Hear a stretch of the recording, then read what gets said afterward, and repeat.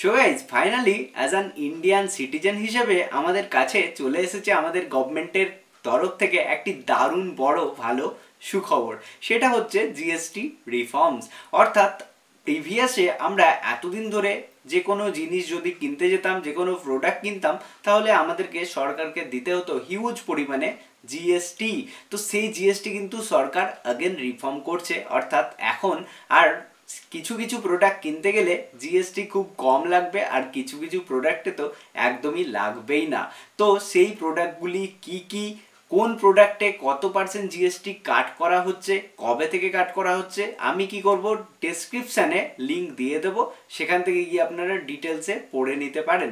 তো আজকের এই ভিডিওটিতে আমরা জানবো যে এই যে সরকারের একটি বড় পদক্ষেপ, জিএসটি রিফর্মস করছে, কাট করছে, কমিয়ে দিচ্ছে, যার ফলে ভারতীয় শেয়ার বাজারে ইম্প্যাক্ট কি হতে পারে এবং কোন কোন সেক্টরের শেয়ারে আমরা একটা ভালো মতো র্যালি দেখতে পেতে পারি। ঠিক আছে, তাহলে কি আমরা সেই সমস্ত সেক্টরে চোখ রাখতে পারি, যার কারণে আজকের এই ভিডিওটি আপনাদের সঙ্গে তুলে ধরা। তাহলে চলুন একটা একটা করে আমরা দেখব কোন কোন সেক্টর আমরা চোখ রাখতে পারি।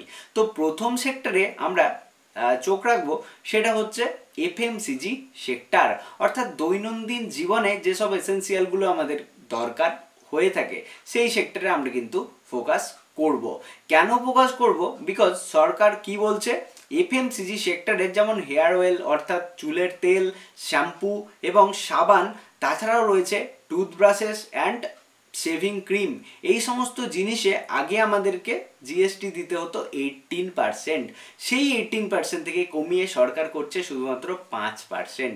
মানে বুঝতে পারছি, 18% থেকে কমিয়ে 5% করছে, মানে হিউজ কাট হচ্ছে জিএসটিতে। যার কারণে কিন্তু এফএমসিজি সেক্টর অর্থাৎ দৈনন্দিন জীবনে জিনিসগুলো, অর্থাৎ যেগুলো আমরা তেল ইউজ করি, শ্যাম্পু ইউজ করি, টুথপেস্ট ইউজ করি, টুথব্রাশ ইউজ করি, সেই সমস্ত প্রোডাক্টের দাম কমছে, ফলে কিন্তু আরও বায়ার কিন্তু আসবে মার্কেটে, তাই না? তাহলে কি এফএমসিজি সেক্টরটাকে আমাদেরকে চোখে রাখতে হবে। এরপরে আমরা যে সেক্টরে ফোকাস করব সেটা হচ্ছে অটোমোবাইল সেক্টর।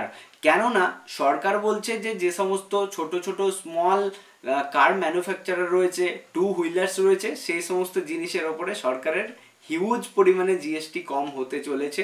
সেখানে কত? সেখানে কিন্তু জিএসটি কমতে চলেছে, যেমন কিছু কিছু ক্ষেত্রে 28% থেকে 18% করা হচ্ছে, যার ফলে কিন্তু বায়ার্স আসবে মার্কেটে, গাড়ি বিক্রি হবে, তাই না, টু হুইলার্স বিক্রি হবে, যার ডিমান্ড বাড়বে, যে কারণে আমরা কিন্তু অটোমোবাইল সেক্টরটিকে দেখতে পারি। এরপরে নাম্বার 3-তে আমরা যে সেক্টর দেখব সেটা হচ্ছে ইন্স্যুরেন্স সেক্টর। কেননা সরকার লাইফ ইন্স্যুরেন্স আর হেলথ ইন্স্যুরেন্সের ওপরে অনেক বেশি কিন্তু জিএসটি রিফর্ম করতে চলেছে। সেটা হচ্ছে কোনো কোনো ক্ষেত্রে একদমই নীল করে দিচ্ছে। কিসে? হেলথ ইন্স্যুরেন্স অ্যান্ড লাইফ ইন্স্যুরেন্সে কিন্তু 18% যেখানে আগে জিএসটি পে করতে হতো, সেখান থেকে কিন্তু পুরোপুরি নীল করে দিচ্ছে আমাদের সরকার। যার ফলে কি হবে, যেসব প্রিমিয়ামগুলো আমরা পে করতাম ইন্স্যুরেন্সের জন্য, সেসব প্রিমিয়ামগুলো অনেক লোয়ে আমরা পাবো। এর পাশাপাশি আমাদেরকে যে সেক্টরে ফোকাস রাখতে হবে সেটা হচ্ছে কি, সেটা হচ্ছে এগ্রিকালচার সেক্টর। কেননা এগ্রিকালচার সেক্টরের প্রতি সরকারের কিন্তু হিউজ ফোকাস। সেখানে কিছু কিছু ক্ষেত্রে 18% থেকে কমিয়ে মাত্র 5% করে দেওয়া হচ্ছে, আর কিছু কিছু ক্ষেত্রে 12% থেকে কমিয়ে 5% করে দেওয়া হচ্ছে, যার কারণে এই এগ্রিকালচার সেক্টরটা কিন্তু আমাদেরকে চোখে রাখতেই হবে। ঠিক আছে, এরপরে আমরা যে সেক্টরে ফোকাস করব সেটা হচ্ছে ইলেকট্রনিক অ্যাপ্লায়েন্সেস।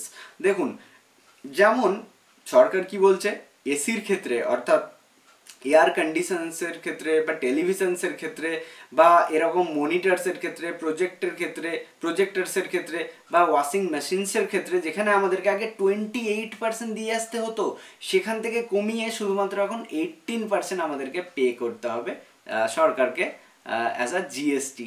মানে কি, যেখানে 28% দিতে হতো সেখান থেকে 18%। তাই এই সমস্ত ইলেকট্রনিক অ্যাপ্লায়েন্সেস যেগুলো রয়েছে সেখানে কিন্তু আমরা সেই সেক্টরের স্টকে আমরা কিন্তু ফোকাস করতে পারি। তো এর পাশাপাশি যেহেতু পেমেন্ট গেটওয়েতেও অনেক বেশি প্রফিট দেখা যেতে পারে, কেননা জিনিসগুলো যেহেতু অনলাইন থেকেও অনেকে কিনবে, অফলাইন থেকেও যেখানেই ট্রানজ্যাকশান করুক না কেন ব্যাংকের দরকার হয়ে থাকে, তাই আমাদেরকে কিন্তু ব্যাংকিং অ্যান্ড এনবিএফসিসে কিন্তু চোখ রাখতেই হবে, ঠিক আছে। তো এই সেক্টরগুলোতে কিন্তু আমরা চোখ রাখতে পারি, কেননা জিএসটি রিফর্মস হচ্ছে, 18% থেকে কোথাও 5%, কোথাও নীল করে দেওয়া হচ্ছে। তো এই সমস্ত সেক্টরগুলি আমাদেরকে অবশ্যই চোখ রাখতে হবে। তো আশা করছি আজকের ভিডিওটি দেখে আপনারা বুঝেই গেছেন যে সরকারের এই বড় পদক্ষেপের ফলে শেয়ার বাজারে কি প্রভাব পড়তে চলেছে, কোন কোন সেক্টরগুলি আমাদেরকে চোখে রাখতে হবে। সো হোপ আজকের ভিডিওটি আপনাদের হেল্পফুল লেগেছে। সো যদি ভালো লেগে থাকে, কিছু নলেজ শেয়ার করতে পেরেছি, তাহলে অবশ্যই ভিডিওটিতে লাইক করতে ভুলবেন না। আর লাইক করে ফ্রেন্ডস ও ফ্যামিলি মেম্বারদের সঙ্গেও শেয়ার করতে ভুলবেন না। আর যারা চ্যানেলে নতুন, অবশ্যই চ্যানেলটিকে সাবস্ক্রাইব করে পাশে থাকা বেল আইকনটিতে প্রেস করে দিন। চলুন দেখা হচ্ছে পরবর্তী ভিডিওতে। ততক্ষণের জন্য সবাই ভালো থাকবেন, সুস্থ থাকবেন। ধন্যবাদ।